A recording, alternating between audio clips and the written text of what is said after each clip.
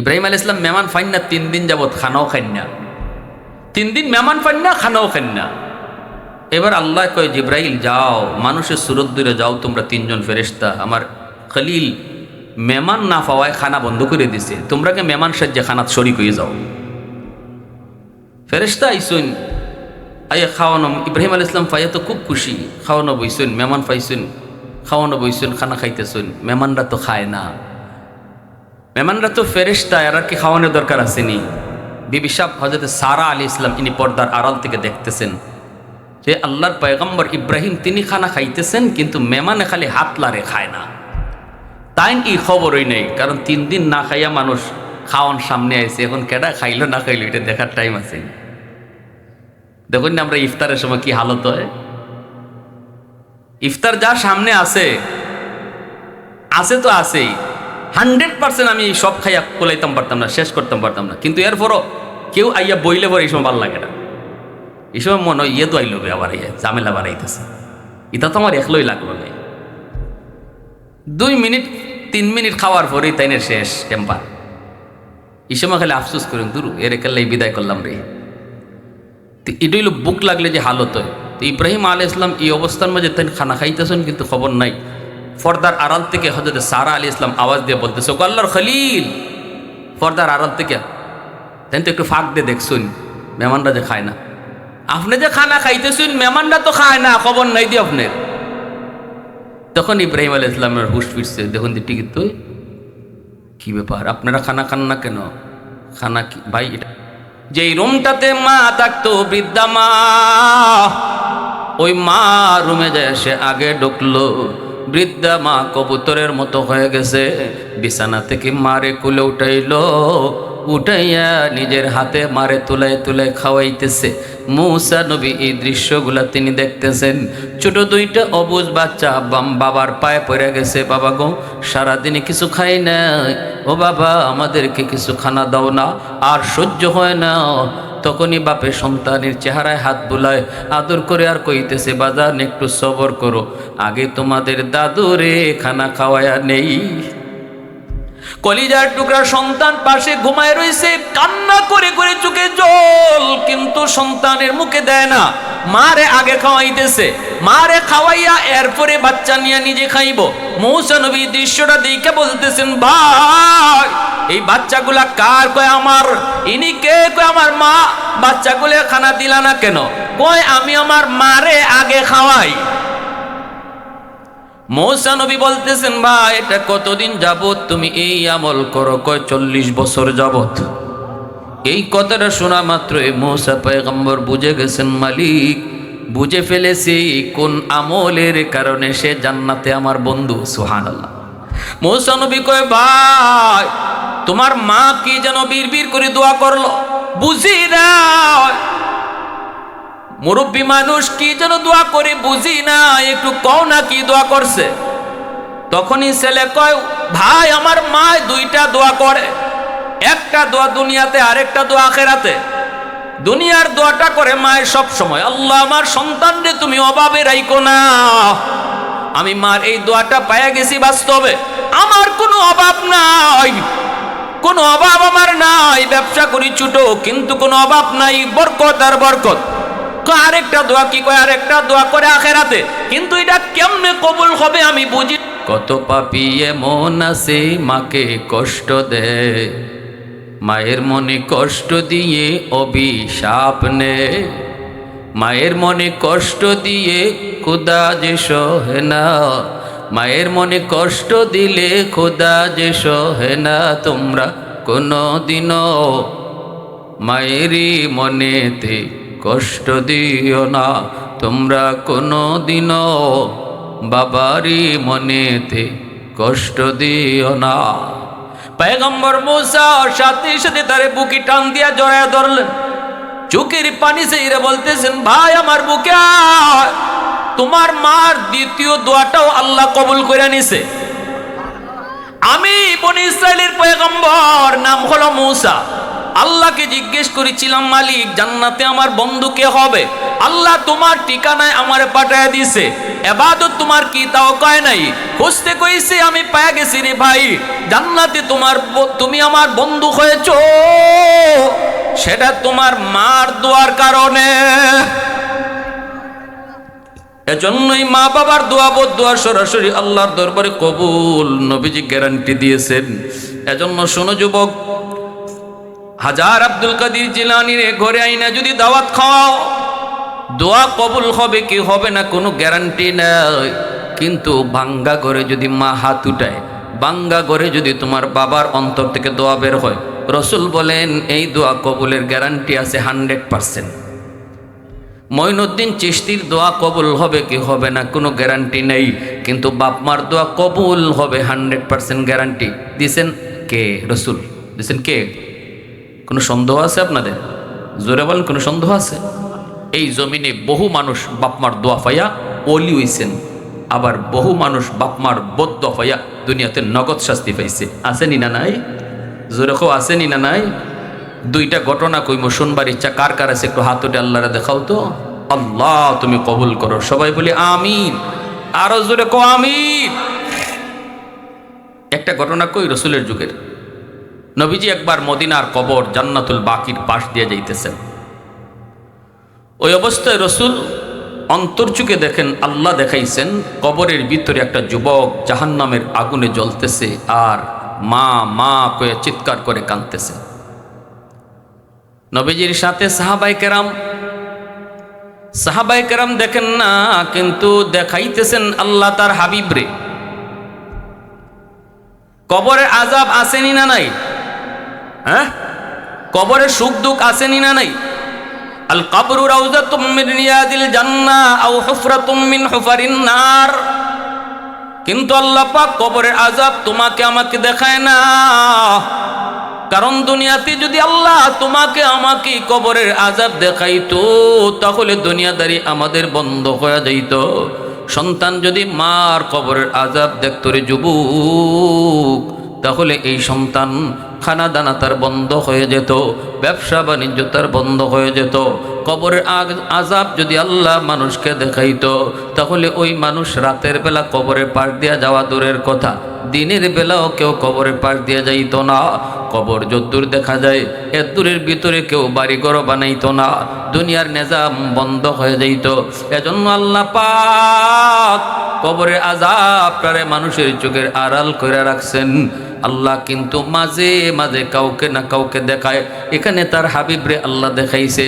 আর আমরা দুনিয়াতে দেখি মাঝে মাঝে গরু ছাগলও টের পায়। দেখবেন কবরের উপর থেকে গরু দৌড় মারে, হয়নি না? হয় না? গরু ছাগল টের পায়, মানুষের চোখের আড়াল করে রাখছে আল্লাহ, কবরে আযাব দেখায় না। যদি দেখাইতো, সন্তানে যদি দেখতো মার কবরে আযাব, হে দোকানদারি করতো কেমনে? হে ভাত খাইতে গেলে হের পেটের ভিতরে ভাত যাইব?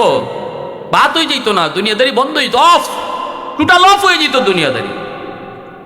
কের ব্যবসা, কের খানা, কের ঘুম? আমার বাপ আগুনে জ্বলতেছে আর আমি ঘুমাইতাম, এই ফুলা ঘুমায় কেমনে? এজন্য আল্লাহ অফ করে রাখছে, মানুষের চোখের আড়াল করে রাখছে। আল্লাহ রসুল সাল্লাল্লাহু আলাইহি ওয়াসাল্লামকে আল্লাহ দেখাইছে। নবীজি বলতেছে, সাহাবীরা শোনো, আমি রহমতের নবী, কবরের পাশ দিয়ে কেমনে চলে যাই, যুবকের জন্য একটু সুপারিশ করি আল্লাহর দরবারে, তোমরা আমার সাথে আমিন আমিন কইও।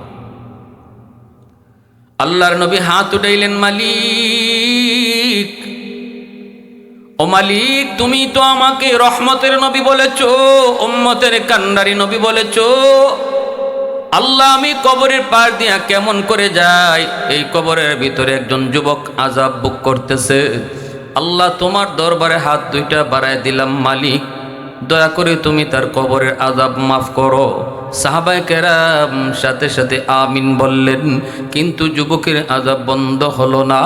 নবী আবারও হাত উঠাইলেন, সাহাবায়ে কেরাম আবারও আমিন বললেন, আবারও আযাব বন্ধ হলো না। এইবার 3 বার নবীজি হাত উঠায়, যুবকের আযাব বন্ধ হয় না। রসুল জানতে চান, মালিক, আমার হাতের দাম কি কমে গেল নাকি? আল্লাহ, আমি কি কোনো ভুল করেছি গো মালিক, একটু কও না। আল্লাহ কয়, না বন্ধু, তোমার হাতের দাম কমে নাই গো বন্ধু। আমার নবীর হাতের কি পরিমাণ দাম, রদ্দের শামস নামক কিতাবের ভিতরে লিখেন, তাবুক যুদ্ধ থেকে নবী ফিরে আসেন। আলী রাদিয়াল্লাহু তাআলা আনহুর উরাতে নবী মাথা রেখে একটু বিশ্রাম নিতেছেন। এইদিকে সূর্য ডুবে যাইতেছে। আলী আসরের নামাজ এখনো পড়েন নাই।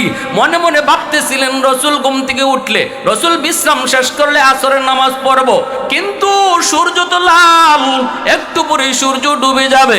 আলী চিন্তায় পড়ে গেলেন, এখন আমি কি করব? নবীর ঘুম ভাঙাবো নাকি আমার আসরের নামাজ কাজা হয়ে যাবে? সিদ্ধান্ত নিলেন নামাজ কাজা হয়ে যায় যাক, তবু আমার নবীর ঘুম ভাঙাবো না।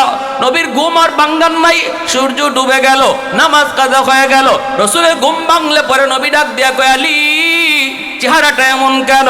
আসরের নামাজ কি কাজা হয়ে গেছে? ইয়া রাসূলুল্লাহ, আপনারে আমি ডাক দেই নাই, কারণ আপনি আরাম করতেছেন আমার কুলে। এখন কেমনে বলি গো নবী, মাথা তুলেন, সূর্য তো ডুবে গেল। রসুল সাথে সাথে হাত উঠায় দিছে, ও সূর্যের মালিক, আসমানের মালিক, তোমার সূর্য ডুবে গেছে, আমার আলী এখনো আসর পড়ে নাই। আলী নিজের দোষে আসর হারায় নাই, তোমার বন্ধুর আরামের জন্য তার নামাজ কাজা হইছে, সূর্য কেন আটকাইলায় না? আল্লাহ তুমি সূর্য আবার আকাশে উঠাও। আমি নবী হাত রাখতে রাখতে তুমি সূর্য উঠাও। আল্লাহ পাক নবীর হাত থাকতে থাকতে ডুবন্ত সূর্য আবার আকাশে উঠায় দিছে। والليل مخي زلف محمد كترنم والشمس برخسار أحمد كترنم والفجر مخي صبح رسالتك بشارات والعصر مخي دور نبوت کی بشارات ہر پھول مخي روی مدینہ کا تبسم شاخوں کی لچک میں بقضا کا تکلم یاسین سے مولا نے کبھی ان کو پکارا حامیم کو بھی اور کبھی توسین اشارہ یہ رمز ہے کچھ عاشق و معشوق کے مابین समझाए जिनके खल्कों में एक सरवर कौनैन मुसलमाনের আওয়াজে কো আল্লাহু আকবার। এজন্য রাসূল কইছে আল্লাহ হাতের দাম কমে গেছে। আল্লাহ কয় না বন্ধু, হাতের দাম আছে।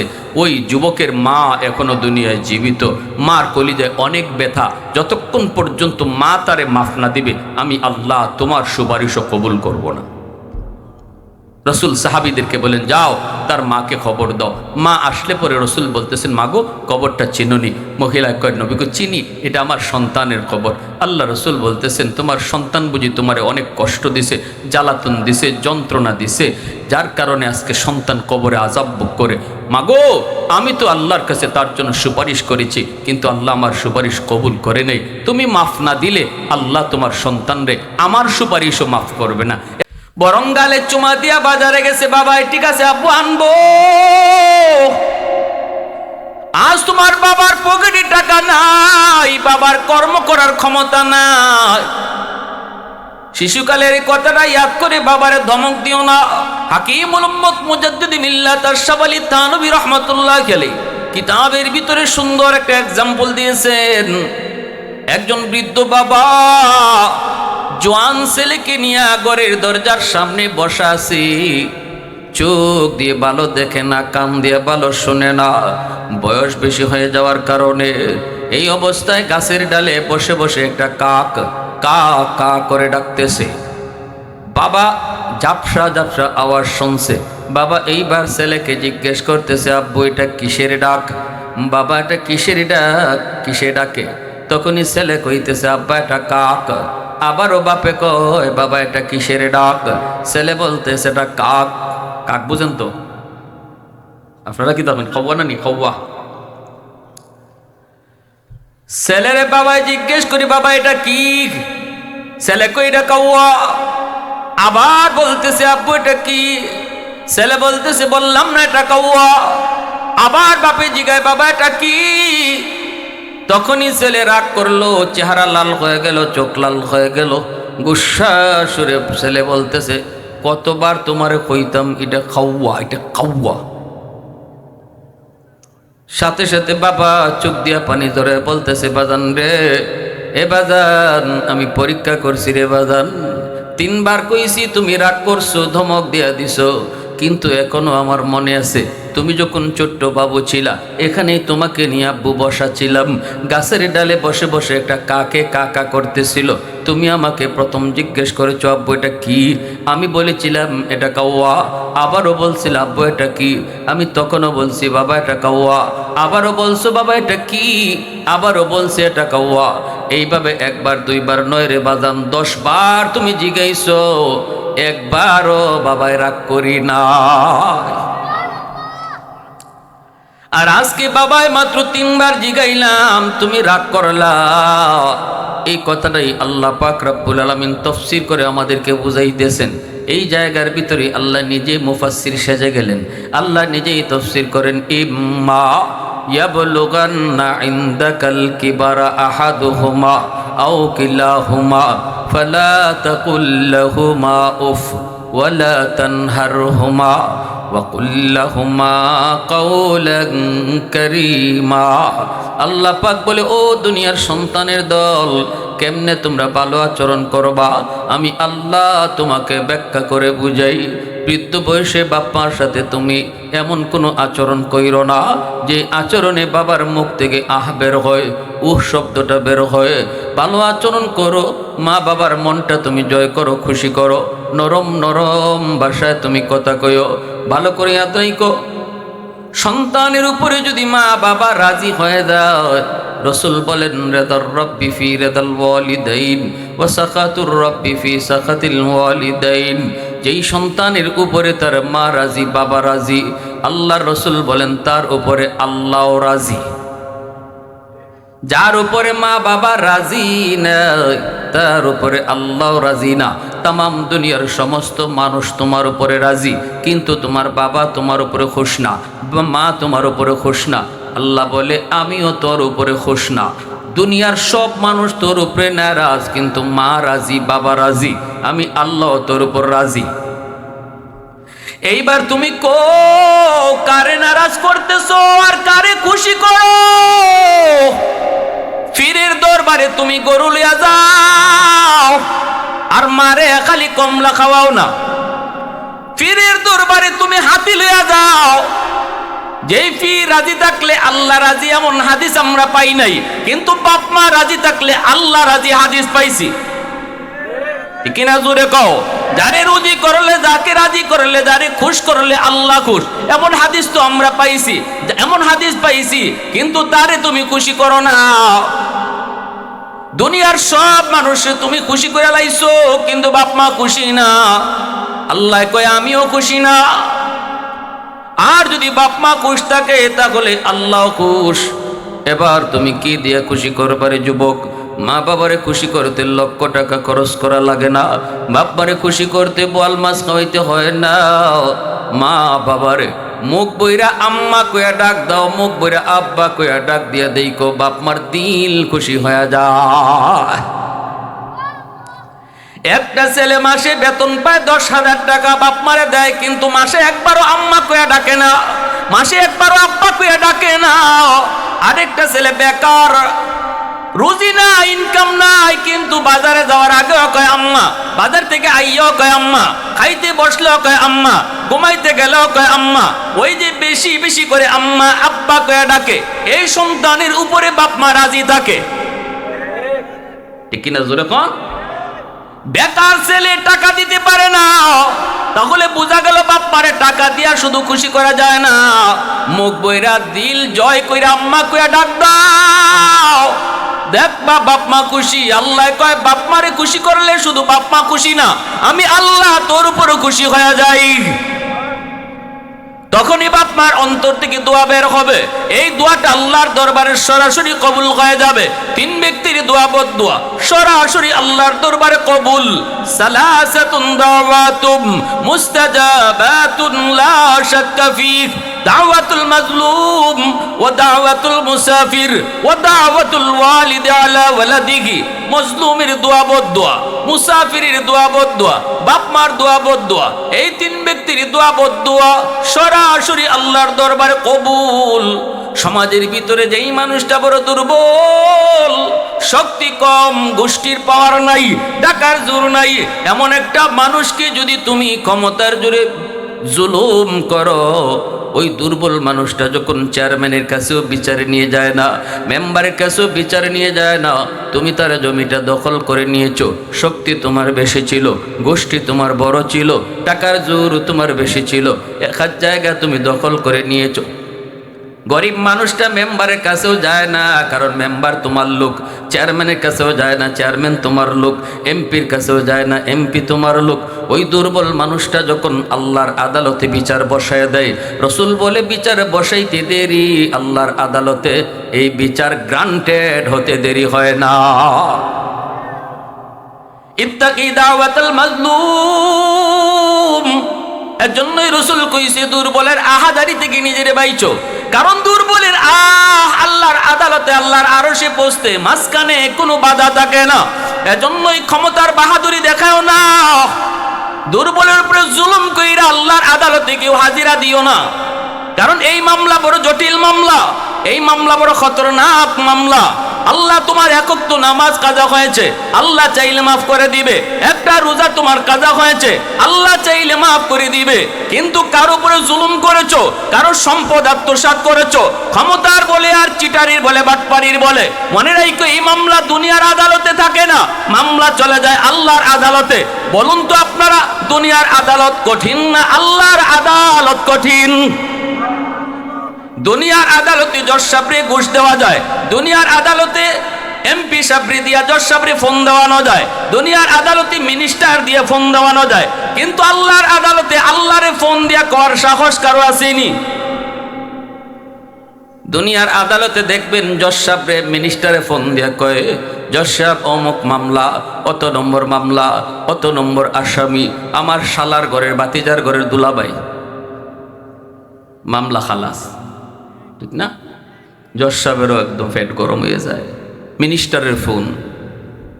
কিন্তু আল্লাহর আদালতে আমি আপনি যখন ধরা পড়ব কোনো মানুষের উপরে জুলুম কইরা, তাহলে ওই সময় কি আমার আপনার পক্ষ লইয়া জজ ডাব্লিউ বুশে ফোন দিলে হইব আল্লাহরে?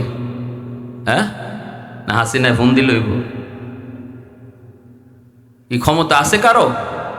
তাহলে আল্লাহর আদালত সহজ না কঠিন? প্রশংসা করব কার? আর একটু জোরে বলি কার? ওয়াহদত কি হিফাজত নেহি বেকুওত বাজু, ওয়াহদত কি হিফাজত নেহি বেকুওত বাজু, आती नहीं कुछ कमी हक़ खुदा दा, ऐ मर्द खुदा तुझको क़ुव्वत नहीं हासिल, जा बैठ किसी गार में अल्लाह को करिया, ये सच है कि बातिल की तरफदार नहीं हम, गद्दार न समझो हमें गद्दार नहीं हम, फूलों की तो नरम मिजाज अपना है नजर, हम तीर नहीं नेज़ा व तलवार नहीं हम तीर नहीं नेज़ा व तलवार नहीं মুসলমানের আওয়াজ কও আল্লাহু আকবার। তাহলে সমাজে দুর্বলের উপরে কখনো জুলুম করব না, ঠিক কি না? 2 নম্বর হলো মুসাফিরের দোয়া বদদোয়া। মুসাফিরের কাছ থেকে কখনো বদদোয়া নিও না।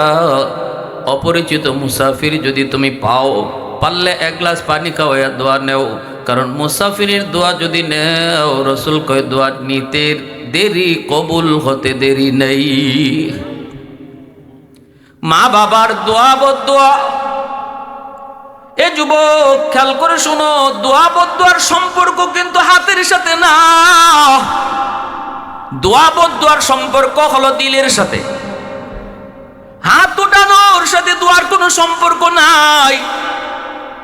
মা বাবার দিল তুমি খুশি রাখছো, খুশ করছো, অটো অন্তর থেকে তোমার জন্য দোয়া বেরিয়ে আসবে। মা বাবার দিলে তুমি কষ্ট দিয়েছো, হাত উঠে বদদোয়া দিতে হয় না, অন্তরে কষ্ট লাগা মাত্রই অটো বদদোয়া বেরিয়ে আসবে। মসজিদের ইমামকে তুমি কষ্ট দিয়েছো, অটো বদদোয়া বেরিয়ে আসবে। এখন তুমি হুজুরে তোমার বাড়িতে নিয়া দেশি মুরগি খাওয়াইয়া যদি হাত উঠাও, হুজুরে হাত উঠাইব, 500 টাকা পাইব, চোদ্দ গোষ্ঠী তোমার জান্নাতে দিব, এটা একটাও কবুল হইতো না, কারণ দিলের ভিতরে তো তুমি কামাইরে রাখছো। মাতো না বাবুস্তা, হ্যাঁ হুজুরে তোমারে খুশি করার লাগে তোমার 14 গোষ্ঠীরে জান্নাত লই যেতেছি গিয়া মুনাজাত, কিন্তু ভিতরে ভিতরে জানে তুমি কি জাত জ্বালানি জ্বালাইছো। ওই ভিতরেরটা কবুল হইব, হাতেরটা না। দোয়ার সম্পর্ক হাতের সাথে না দিলের সাথে? জোরে কও, দোয়া চাহনে কে চিজ नहीं है, দোয়া लेने के चीज है। দোয়া চাওয়ার জিনিস না, দোয়া নেওয়ার জিনিস। কিরে ভাই অসুবিধা হচ্ছে আপনাদের? হ্যাঁ মনোযোগ কার কার আছে একটু হাত উঠে আল্লাহরে দেখাও। আল্লাহ তুমি কবুল করো, সবাই বলি আমিন, আর জোরে কোন আমিন। মূসা আলাইহিস সালাম আল্লাহকে বলেন, মালিক জান্নাতে আমার বন্ধু কে হবে? আল্লাহ বলেন, জান্নাতে তোমার বন্ধু যে হবে সে হলো বাজারের একজন কসাই। কসাই চেনেননি? কসাই, কসাই হলো গরুর গোশত বিক্রি করে, খুব বড় ব্যবসায়ী না ছোট? ছোট ব্যবসায়ী না, এমন একজন ছোট ব্যবসায়ী হবে জান্নাতে তোমার বন্ধু।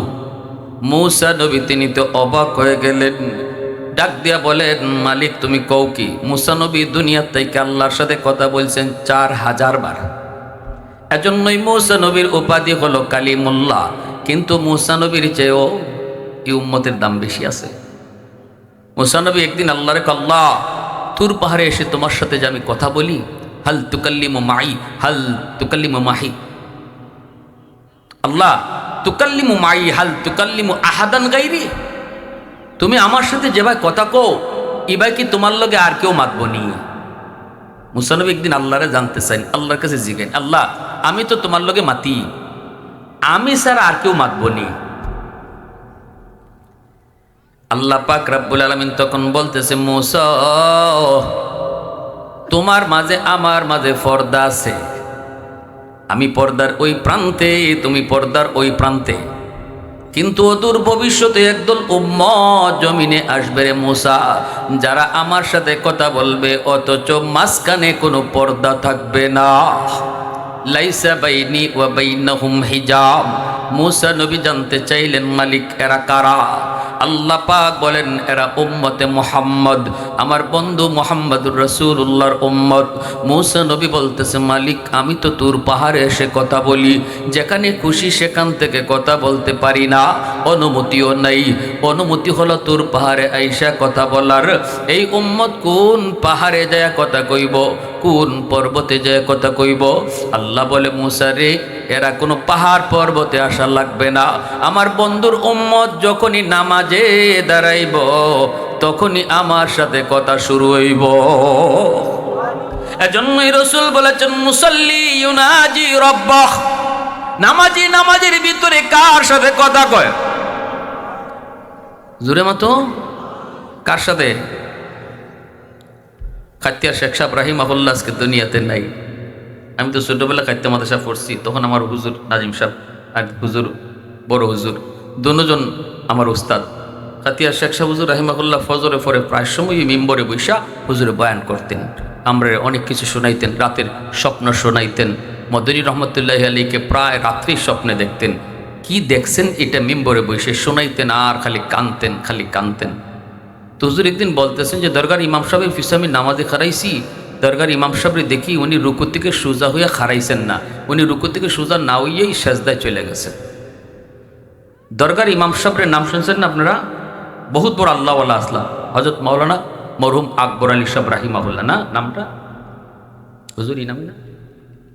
মুস্তাজাবুদ দাওয়া ছিলেন, উনি হাত উঠাইলে আল্লাহ দোয়া কবুল করতেন, এত বড় ওলি ছিলেন। তো ওনার পিছনে নামাজ যারা পড়ছেন তারা জানেন, উনি জামাতের নামাজ খুব শর্টকাট নামাজ পড়াইতেন, জামাতে লম্বা নামাজ হইতো না, খুব শর্ট। একদিন আমার মনে পড়ে মদনী রহমতুল্লাহ গেলে আসবেন সিলেট এয়ারপোর্টে, সাবে আমরা লইয়া রওনা দিয়েছিল, আমরা সংবর্ধনা দিমু গাড়ি লইয়া। তো দরগার কাছাকাছি যাইয়া আমরা গাড়িগুলা থামছে, আর আমরা উস্তাদগণ কইতেছেন, বাবা আমরা এখানে আসরের নামাজ পড়মু, কেউ দূরে যাইও না, আমরা মদনী সাহেবরা কিন্তু সংবর্ধনা দিতে আমরা এয়ারপোর্ট যাইমু, তো এইখানে আশেপাশে এখানে আমরা নামাজ পড়ে নিব, কেউ দূরে যাইও না। কিন্তু আমার মনের মাঝে দীর্ঘদিন একটা স্বপ্ন আসছিল, দরকার ইমাম সাহেবের পিছনে নামাজ পড়তাম, কিন্তু এই স্বপ্ন তো আর পূরণ হইতেছে না। তো আমি এই সুযোগে আমার এক বন্ধুরে কইতেছি, চল আমরা জায়গায় দরগা হুজুরি পিছনে নামাজ পড়ে। তো সে আমারে কইতেছে, কইলি তুমি কি কও, আইয়া তো গাড়ি ফেতায় না, শহর হুজুরা তো রাগারাগি করবা, গোসা করবা, আর গাড়ি তো পাইতায় না। আমার মনে মানাইতাম পারতেছি না। আমি কইলাম, গাড়ি ফাই না ফাই চল যাইয়া, কোয়া দরকার নেই, কইলে হুজুরটা অনুমতি দিতা না, চল যাইয়া। হেরে নিয়ে আমি গেছি গিয়া। আর মনে মনে একবারে পুরা সিদ্ধান্ত আমি তো 100% গাড়ি আইয়া পাইতাম না, কারণ অত বড় একজন আল্লাহওয়ালার পিছনে নামাজ পড়তে যাইতেছি, কত লম্বা নামাজ জানি হয়। গিয়া দেখি আল্লাহ, নামাজে দাঁড়াইছি, শর্টকাট হুজুরে নামাজ পড়াইতেছেন, রুকুও খুব ছোট, সেজদাও খুব ছোট, অল্প সময়ের ভিতরে, আবার দিলের ভিতরে খুব ভয়, খুশু খুজু ঢুকছে না, টাইম কম কিন্তু নামাজের রূহ পাইছে। অল্প সময়ে নামাজও শেষ, আবার দ্রুত দৌড়ে আসছে। আইসা দেখি আমরা গাড়ি এখনো আছে, হুজুররা খালি ছাত্ররা গাড়ি তুলতেছেন। তো দরগার ইমাম সাহেবের পিছনে কাত্তার সাহেব একদিন নামাজ পড়েন, আর তাই রুকু থেকে সুজা হইয়া না উঠতে ওই সেজদাত গেছেন গিয়া। রুকু থেকে সুজা হইয়া দাঁড়ানি ওয়াজিব, দুই সেজদার মাঝখানে কমর সুজা করে বসা ওয়াজিব। যদি কেউ ওয়াজিব তরক করে ইচ্ছা করে নামাজই হইতো না, বলে করলে সসেজদা লাগবো। এখন দরগার ইমাম সাহেব এত বড় আল্লাহর ওলি, ইনি একটা ওয়াজিব সাইরে দিচ্ছেন। নামাজ শেষ হয়েছে পরে কারো তো কোনো সাহস নাই হুজুরকে জিগাইতো যে হুজুর আপনি এটা কি করলেন, রুকু থেকে সুজা হইয়া খারান না, আপনি জানগা সব রুকুতে এই অবস্থা, রুকু থেকে সুজাই উঠেন না, কিছু উঠতে আপনি সেজদার জানগা, এই কথা কর সাহস তো কারো নাই। কিন্তু খাদ্যার সাহেব তাই তো পারেন, কারণ তাইন ক্যাটাগরি তো এক, মানিকে মানিক চিনে, রতনে রতন চিনে, ওলি ওলি চিনে, ঠিক কি না? তো খাস কামরায় গেছেন পরে খাদ্যার সাহেবকে জিগাইতেছেন, হজরত বেয়াদবি মাফ করবেন কথা। জি জি জি হজরত বসেন। আপনি রুকু থেকে সুজা হইয়া তো খারান না, যেটা ওয়াজিব এটা আপনিও জানেন, রুকু থেকে সুজা হয়ে খারান না, সেজদায় চলে যান। দরগার ইমাম সাহেব তখন বলতেছেন, হজরত কোন কি ইন্না লিল্লাহ, আমি এমনটা করি বলে হ, আল্লাহ তুমি আমারে মাফ করো। খাত্তার সাহেব বলতেছেন, আল্লাহ মাফ করবো না, পরে আগে কোন কিতা কয়, আমি কেন এমন করি আমি নিজেও জানি না, তবে আমি এটা জানি, আমি যখন রুকু থেকে সোজা হয়ে দাঁড়াইমু, সেজদায় যাইমু, সেজদার জায়গা তাকায় দেখি আমার আল্লাহর কুদরতি ফাও দেখা যায়। যখনই আমি সেজদার জায়গায় আমার মালিকের কুদরতি ফাও দেখে লাই, তখন আমার হুশ থাকে না, হুশ থাকে না। আমি কই দাঁড়ায় আছি, কত দূর উঠছি আমার খবর নাই, তাড়াতাড়ি আমার মালিকের কদমে সেজদায় পড়া যায়। এজন্যই বলতেছিলাম রে যুবক, রাসূল বলেছেন নামাজে দাঁড়ায় কিন্তু আল্লাহর সাথে কথা কয়। আর আল্লাহ বলেছেন, মুসা তুমি আমার সাথে কথা বলো, তোর পারে আইসা নির্ধারিত জায়গায় কথা বলতে হয়, ঘর থেকে কথা বলা যায় না, মাঠ থেকে কথা বলা যায় না। কিন্তু আমার বন্ধুর উম্মতের জন্য আমি আল্লাহ কোনো পাহাড়কে নির্দিষ্ট করি নাই, গোটা জগৎটারে তাদের জন্য কথা বলার জায়গা বানায় দিছি। ঘরের ভিতরে নামাজে দাঁড়াইব, এখান থেকে আমার সাথে কথা শুরু হইব, দোকানে নামাজে দাঁড়াইব, দোকান থেকেই কথা শুরু হইব, জঙ্গলের ভিতরে নামাজে দাঁড়ায়, ওখান থেকেই কথা শুরু হয়, বিমানে নামাজে দাঁড়ায়, ওখান থেকেই কথা শুরু হয়ে যায়। এজন্যই যখনই নামাজে দাঁড়ায় কয় আলহামদু, সমস্ত প্রশংসা, তখনই আল্লাহ পাক নিজের পরিচয় নামাজের না দিয়া আল্লাহ তারে জিজ্ঞেস করে, লিমানিল হামদ, কার প্রশংসা তুমি করেছো, কার প্রশংসা শুরু করেছো? তখনই নামাজি কয় লিল্লাহ, আমি আমার আল্লাহর প্রশংসা করি। আল্লাহ তখনও পরিচয় দেন না, আল্লাহ পরিচয় না দিয়া বলেন মানিল্লাহ, কে তোমার আল্লাহ? নামাজি তখন কয় রব্বিল আলামিন, যিনি রব্বুল আলামিন। আল্লাহ তো কোনো পরিচয় না দিয়া বলতেছে, বলো মানির রবকে, তোমার রব। নামাজি কয় আর রহমানির রহিম, যিনি রহমান যিনি রহিম। আল্লাহ তো কোনো পরিচয় না দিয়া কয় মানির রহমান, মানির রহিম কে রহমান কে রহিম। নামাজি কয় মালিক ইয়াউমিদ্দিন, যিনি কিয়ামত দিবসের মালিক তিনি। এইবার আল্লাহ পাক নিজের পরিচয়টা নামাজিরে দিয়া দেয়। আল্লাহ পাক কয় বান্দারে, এতক্ষণ পর্যন্ত তুমি যার সাথে কথা বলেছ আমি তোমার আল্লাহ, আমি তোমার রব। যখনই নামাজি আল্লাহর পরিচয় পায় তখন আর তিনি তিনি কয় না, এখন কয় তুমি। এতক্ষণ ছিল থার্ড পারসনে, এখন চলে আসছে ফার্স্ট পারসনে। আল্লাহ পাকের পরিচয় না পাওয়ার কারণে খালি কইছে তিনি তিনি তিনি। যখনই আল্লাহ কয় আমি, নামাজি কয় তাহলে তুমি। সুবহানাল্লাহ। ইয়্যাকা না'বুদু ওয়া ইয়্যাকা নাস্তাঈন। আল্লাহ আমি তোমারই ইবাদত করি, তোমারই কাছে সাহায্য চাই। এতক্ষণ খালি তিনি তিনি কইছে, এখন কই তুমি। তার মানে এখানে আল্লাহ পরিচয় দিয়া দিছে। সুবহানাল্লাহ। আর একটু জোরে কও সুবহানাল্লাহ। প্রশংসা করব কার? আলহামদুলিমান কদ্দারা খায়রা ওয়া কাবালা, আলহামদুলিমান কদ্দারা খায়রা ওয়া কাবালা, ওয়া শুকরু লিমান সাওয়ারা হুসনা ওয়া জামালা, ফরদুন সামাদুন আন সিফাতিন খালকে বারিউন, রব্বুন আযালিয়ুন খালাকাল খালকা কামালা, লা জিদ্দা ওয়ালা নিদ্দা ওয়ালা হাদ্দা লিমাওলা, আল আনা কামা কানা ওয়ালাম ইয়ালকা যাওয়ালা, আল আনা কামা কানা ওয়ালাম ইয়ালকা যাওয়ালা। মুসলমানের আওয়াজে কও আল্লাহু আকবার। এইবার যখন কয় আল্লাহ তোমারই ইবাদত করি, তোমারই কাছে সাহায্য চাই, তখন আল্লাহ পাক রব্বুল আলামিন নামাজের উপর খুশি হয়ে কয় বান্দা কি চাইবি চা, যা চাইবি আমি আল্লাহ তোরে তাই দিমু। তখনই নামাজি আল্লাহর কাছে কি চাইব? সিলেট উপশহরে আমারে 5 তলা বাড়ি দিলাও। হ্যাঁ আল্লাহ আমার ফুলাটারে লন্ডন ফাটাই দিলাও। হ্যাঁ আল্লাহ আমার বাচ্চা হয় না, বাচ্চা দেও। আল্লাহ তুমি এখন যেটা চাইবাই এটুই দিব। নামাজি তখন তার সর্বোচ্চ চাওয়াটা আল্লাহর কাছে চায়, যেই চাওয়াটা তার দুনিয়াতেও সফল আখিরাতেও সফল। আল্লাহ পাক কই কি চাইবা চাও। নামাজি তখন কয় ইহদিনাস সিরাতাল মুস্তাকিম, আল্লাহ তুমি আমাকে জান্নাতে যাওয়ার রাস্তা দেখায় দাও। এটাই হলো মুমিনের সবচেয়ে বড় চাওয়া, সবচেয়ে বড় চাওয়া। চেয়ারম্যান হওয়া সফলতা নয়, মেম্বার হওয়া সফলতা নয়, এমপি হওয়া সফলতা নয়, ফুলারে লন্ডন পাঠানি সফলতা নয়, 10 তারা বাড়ির মালিক হওয়া সফলতা নয়। সফলতা হলো জান্নাতের রাস্তা পাওয়া। মাথা নাকে লেগে জুড়ো কেমনে পাইবা? আল্লাহ পাক কিন্তু তখন কয় না জান্নাতের রাস্তাটা এরকম। আল্লাহ পাক কয় জান্নাতের রাস্তা দইরা যারা আইছে তাদের পিছে পিছে তুমি আও। সুবহানাল্লাহ জোরে কও। জান্নাতের রাস্তা যারা পাইলিছে তাদের পিছ ধরো। এজন্য ভাইরা বন্ধুরা, মূসা আলাইহিস সালাম একদিন আল্লাহর এখন মালিক, জান্নাতে আমার বন্ধু কে হবে একটু কইবাইনি। আল্লাহ কয় একজন কসাই গোশত বেচে, সে হলো জান্নাতে তোমার বন্ধু। মূসা নবী বলতেছে মালিক কও কি তুমি একজন কসাই মানুষ বুঝি জান্নাতে আমার বন্ধু হইব? আল্লাহ তুমি কও না কোন আমলের কারণে? আল্লাহ বলে মূসা আমি কইতাম না, তুমি গিয়ে বের করো। সুবহানাল্লাহ। এরকম কোন আমলের কারণে সে তো দামি, সে আমার জান্নাত, সে জান্নাতে তোমার বন্ধু হবে, তুমি যে খুঁজে বের করো।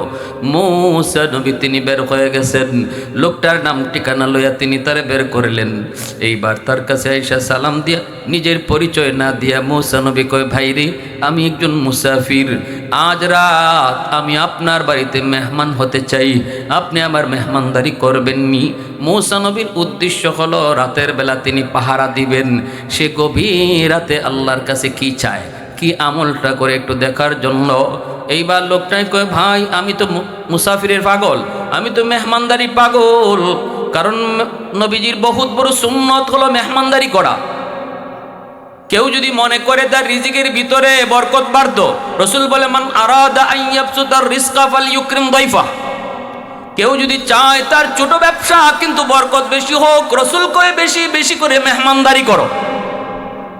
রুজি তোমার কম কিন্তু বরকত বেশি চাও, মেহমানদারি করো। আমি আপনি দেখি মেহমানে আইসা আমার ফ্রিজের গোশত কমায়া যায়, কিন্তু রসুল কয়ে মেহমান আইসা তোমারে রিজিক বাড়ায় দিয়া যায়। তাহলে আমারটা ঠিক না নবীরটা ঠিক? হ্যাঁ, মেহমান আইসা আমার 2 কেজি চাল কমায় গেল, রসুলে কয় না, আমি রসুল কইতেছি মেহমান আইয়া তোমারে বাড়াই দিয়া গেছে। ঠিক না নি ভাই? এজন্য লোকটায় বলতেছে ভাই চলেন আমার বাড়িতে চলেন। এইবার তারে নিয়ে আসলেন। ইব্রাহিম আলাইহিস সালাম বহুত বড় আল্লাহর পয়গম্বর, মেহমান ছাড়া খানাই খাইতেন না। মেহমান ছাড়া খাতিয়ার সাহেব রাহিমাহুল্লাহ আমরা সারা জীবন দেখছি মেহমান ছাড়া একা খাওয়ানো বইসুন না, কাউরে না কাউরে লইয়া একসাথে খাওয়ানো বইসুন। কতবার খাইছি একসাথে, একা কোনো সময় সাবে খাইছুনি না, সাথে লইয়া খাইছুন। ইব্রাহিম আলাইহিস সালাম মেহমান ফাইন না 3 দিন যাবত খানাও খাইন না, 3 দিন মেহমান ফাইন না, খানাও খাইন না। এবার আল্লাহ কয় জিব্রাইল যাও মানুষের সুরত দূরে যাও, তোমরা 3 জন ফেরেশতা আমার খলিল মেহমান না পাওয়ায় খানা বন্ধ করে দিছে, তোমরাকে মেহমান সাজ্জা খানাত শরিক হয়ে যাও। ফেরেশতা আইসুন, আইয়া খাওয়ানো। ইব্রাহিম আলাইহিস সালাম পাইয়া তো খুব খুশি, খাওয়ানো বইসুন, মেহমান পাইছুন, খাওয়ানো বইসুন, খানা খাইতেছুন। মেহমানরা তো খায় না, মেহমানরা তো ফেরেশতা, এরা কি খাওয়ানোর দরকার আসেনি? বিবি সাহেব হযরত সারা আলাইহিস সালাম ইনি পর্দার আড়াল থেকে দেখতেছেন যে আল্লাহর পয়গম্বর ইব্রাহিম তিনি খানা খাইতেছেন কিন্তু মেহমানে খালি হাত লারে খায় না। তাই কি খবরই নেই, কারণ 3 দিন না খাইয়া মানুষ খাওয়ান সামনে আইছে, এখন কেডা খাইলো না খাইলো এটা দেখার টাইম আছে? দেখুন না আমরা ইফতারের সময় কি হালত হয়। ইফতার যার সামনে আছে তো আছেই, 100% আমি সব খাইয়া কোলাইতাম পারতাম না, শেষ করতাম পারতাম না, কিন্তু এরপরও কেউ আইয়া বইলে পরে এই সময় ভালো লাগে না।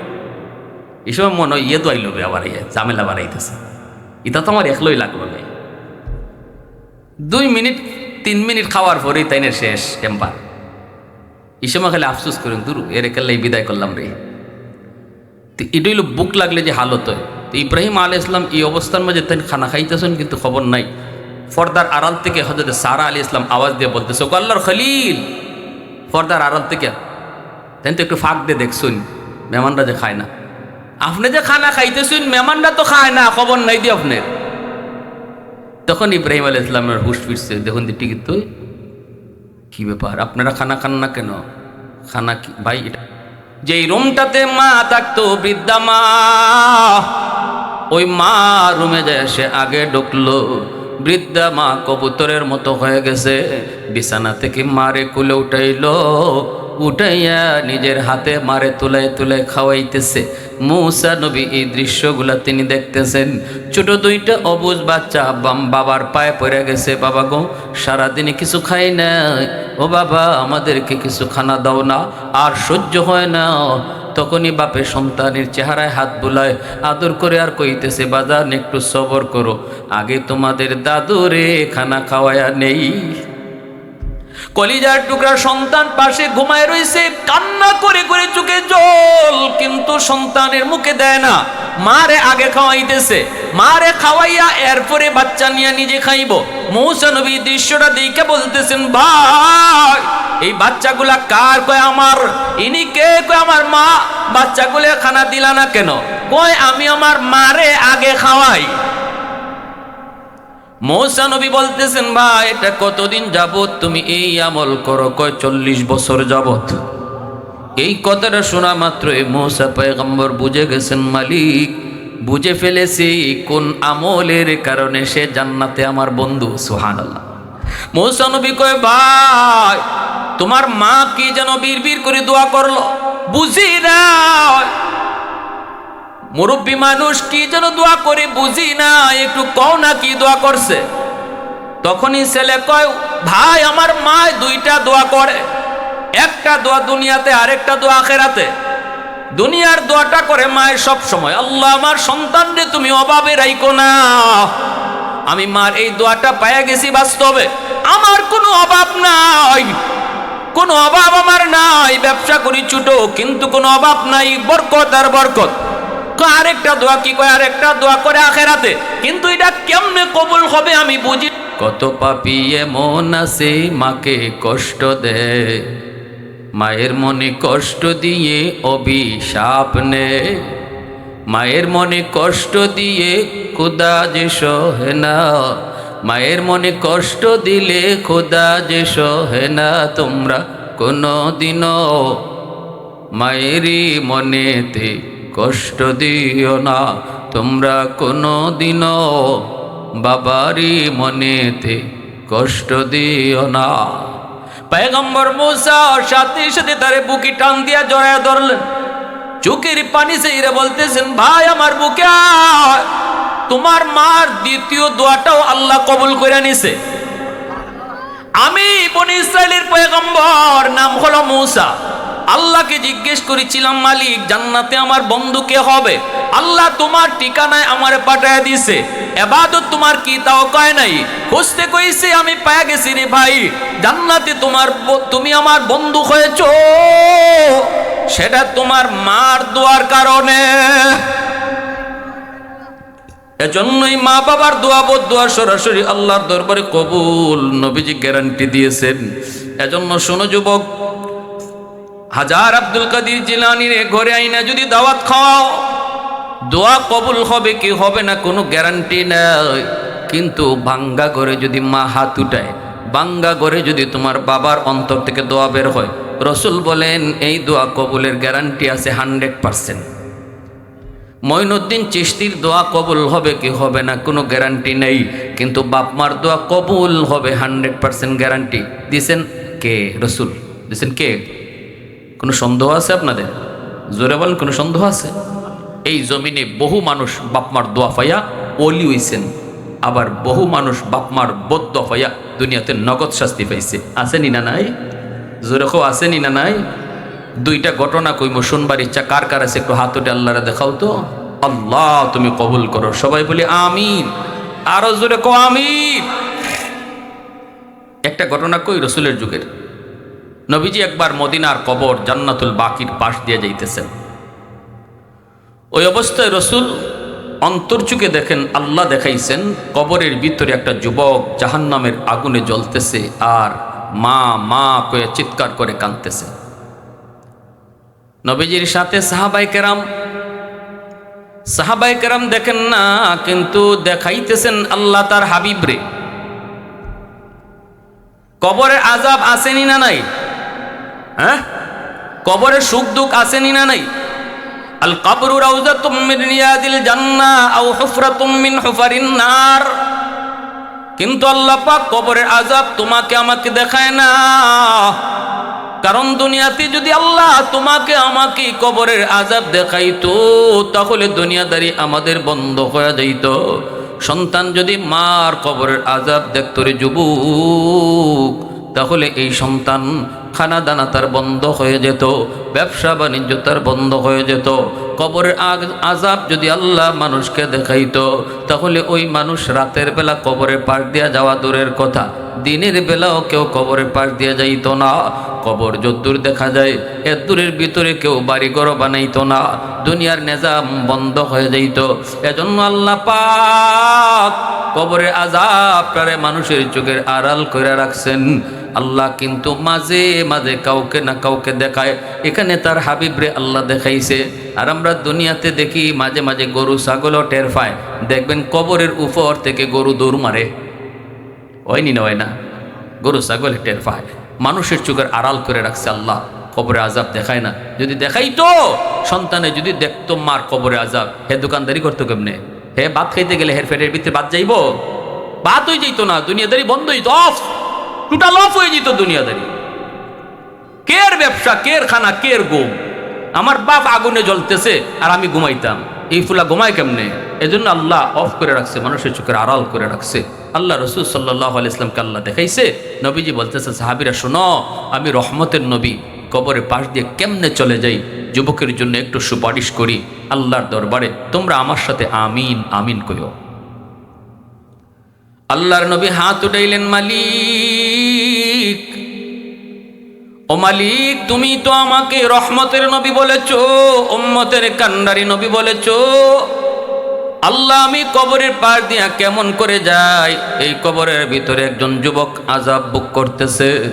আল্লাহ, তোমার দরবারে হাত দুইটা বাড়ায় দিলাম, মালিক, দয়া করে তুমি তার কবরের আযাব মাফ করো।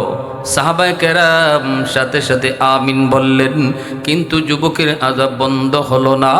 নবী আবারও হাত উঠাইলেন, সাহাবায়ে কেরাম আবারও আমিন বললেন, আবারও আযাব বন্ধ হলো না। এইবার 3 বার নবীজি হাত উঠায়, যুবকের আযাব বন্ধ হয় না। রসুল জানতে চান, মালিক, আমার হাতের দাম কি কমে গেল নাকি? আল্লাহ, আমি কি কোনো ভুল করেছি গো মালিক, একটু কও না। আল্লাহ কয়, না বন্ধু, তোমার হাতের দাম কমে নাই গো বন্ধু। আমার নবীর হাতের কি পরিমাণ দাম, রদ্দের শামস নামক কিতাবের ভিতরে লিখেন। তাবুক যুদ্ধ থেকে নবী ফিরে আসেন, আলী রাদিয়াল্লাহু তাআলা আনহুর উরাতে নবী মাথা রেখে একটু বিশ্রাম নিতেছেন। এইদিকে সূর্য ডুবে যাইতেছে। আলী আসরের নামাজ এখনো পড়েন নাই, মনে মনে ভাবতেছিলেন রসুল ঘুম থেকে উঠলে, রসুল বিশ্রাম শেষ করলে আসরের নামাজ পড়ব, কিন্তু সূর্য তো লাল, একটু পরেই সূর্য ডুবে যাবে। আলী চিন্তায় পড়ে গেলেন, এখন আমি কি করব? নবীর ঘুম ভাঙাবো নাকি আমার আসরের নামাজ কাজা হয়ে যাবে? সিদ্ধান্ত নিলেন নামাজ কাজা হয়ে যায় যাক, তবু আমার নবীর ঘুম ভাঙাবো না। নবীর ঘুম আর ভাঙান নাই, সূর্য ডুবে গেল, নামাজ কাজা হয়ে গেল। রসুলের ঘুম ভাঙলে পরে নবী ডাক দিয়া কয়, আলী, চেহারাটা এমন কেন? আসরের নামাজ কি কাজা হয়ে গেছে? ইয়া রাসূলুল্লাহ, আপনারে আমি ডাক দেই নাই, কারণ আপনি আরাম করতেছেন আমার কুলে। এখন কেমনে বলি গো নবী, মাথা তুলেন, সূর্য তো ডুবে গেল।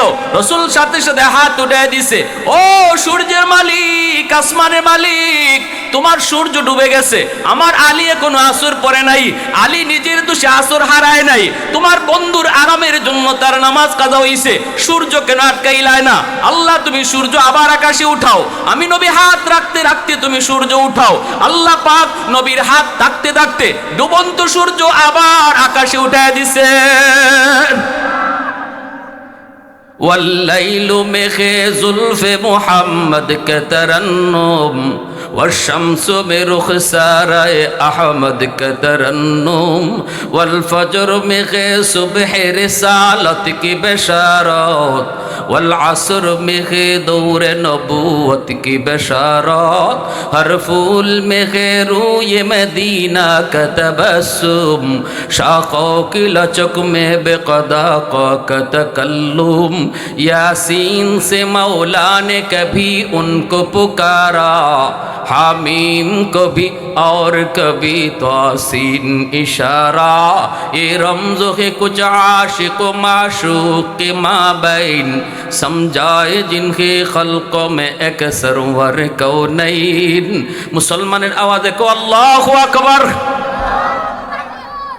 এজন্য রাসূল কইছে, আল্লাহ, হাতের দাম কমে গেছে। আল্লাহ কয়, না বন্ধু, হাতের দাম আছে। ওই যুবকের মা এখনো দুনিয়ায় জীবিত, মার কলিজায় অনেক ব্যথা। যতক্ষণ পর্যন্ত মা তারে মাফ না দিবে, আমি আল্লাহ তোমার সুপারিশও কবুল করব না। রসুল সাহাবীদেরকে বলেন, যাও তার মাকে খবর দাও। মা আসলে পরে রসুল বলতেছেন, মাগো, কবরটা চিনুনি? মহিলা কয়, নবীকে চিনি, এটা আমার সন্তানের কবর। আল্লাহ রসুল বলতেছেন, তোমার সন্তান বুঝি তোমারে অনেক কষ্ট দিছে, জ্বালাতন দিছে, যন্ত্রণা দিছে, যার কারণে আজকে সন্তান কবরে আযাব ভোগ করে। মাগো, আমি তো আল্লাহর কাছে তার জন্য সুপারিশ করেছি, কিন্তু আল্লাহ আমার সুপারিশ কবুল করে নেই। তুমি মাফ না দিলে আল্লাহ তোমার সন্তানরে আমার সুপারিশও মাফ করবে না। এবার আপনি বলুন, মা বাবারে কষ্ট দিয়া আপনি ফিসাবের দরবারে গরু নিয়া ফিসাবরে গরু খাওয়াইলেও কি আল্লাহ খুশি হইব? ফিসাবে যদি আপনার লাগে হাত উঠায় সুপারিশ করে, আল্লাহ কবুল করব? মার কলিজায় ব্যথা, রসুল সুপারিশ করে, আল্লাহ রসুলের সুপারিশ কবুল করে না, তাহলে আমার ফিসাবের সুপারিশ করলে আল্লাহ কবুল করব? মা বাবার কলিজায় ব্যথা দিয়া রসুল বলতেছেন, মা তুমি তার মাফ করো, নাইলে আল্লাহ মাফ দিবে না।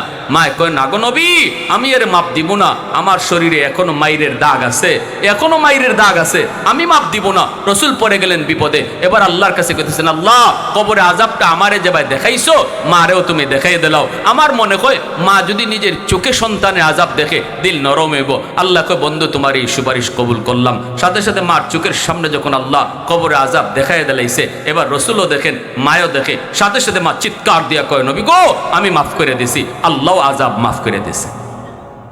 তাহলে এবার বলুন, মা বাবার কলিজায় ব্যথা দিয়া সন্তান তুমি মারা গেছো, তোমার জিন্দিগিতে কোনো আমল আল্লাহর কাছে বরদাস্ত